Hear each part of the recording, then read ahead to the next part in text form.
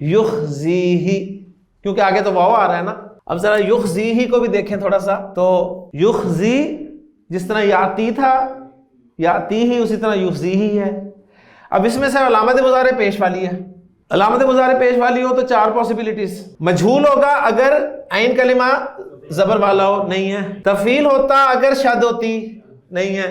مفعلہ ہوتا اگر الف ہوتا، نہیں ہے. تو کون سا باب نکلا؟ افعال.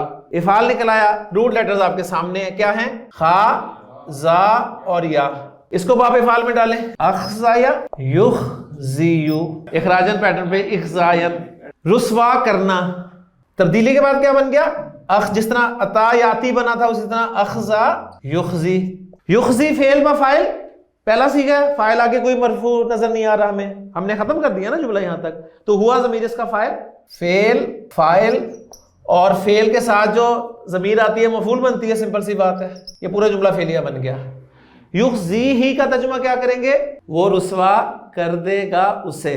اب ساری آیت ہماری ہو گئی ہے اتنا حصہ، لیکن یہ یخزی ہی الگ سے رکھا ہوا ہے. ترکیب یہی ہوتی ہے کہ اب اسے بھی جوڑیں بھی کہیں.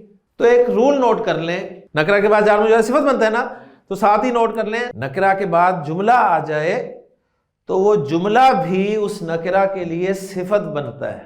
پورا جملہ فعلیہ پیکٹ کہیں بھی استعمال کر لیں.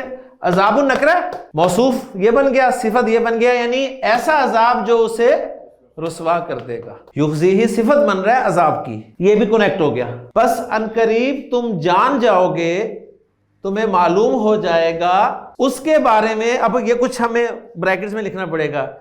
جس کے پاس ایسا عذاب آئے گا جو اسے رسوا کر دے گا. وَيَحِلُّ عَلَيْهِ عذاب مقیم. واو عاطفہ اور یحلو فعل مضارع. 2 میں سے ہے، 3 میں سے ہے، 9 میں سے ہے، 2 میں سے ہے. یحلو یحللو تھا نا.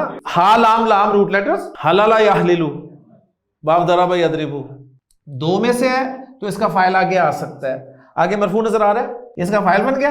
اور مقیم جو ہے عذاب ان کے بالکل چاروں اعتبارات سے صفت ہے اس کی، موصوف صفت مل کے. علیہ جار مجرور ہے، جار مجرور متعلق فعل کے ہو گیا. فعل فاعل متعلق، جملہ فعلی بن گیا. ہا لام لام مادہ باب نون سے آتا ہے. حلا یا حلو، تو اس کے معنی ہوتے ہیں رسی کھولنا، گرہ کھولنا.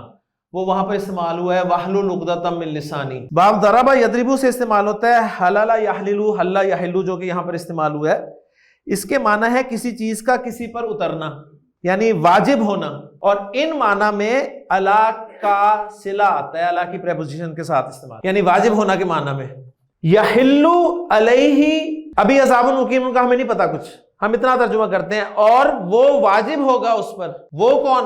عذاب، ایسا عذاب جو مقیم ہے. مقیم کون ہوتا ہے؟ اور واجب ہوگا اس پر ایسا عذاب جو ٹلے گا نہیں، جو ہٹے گا نہیں.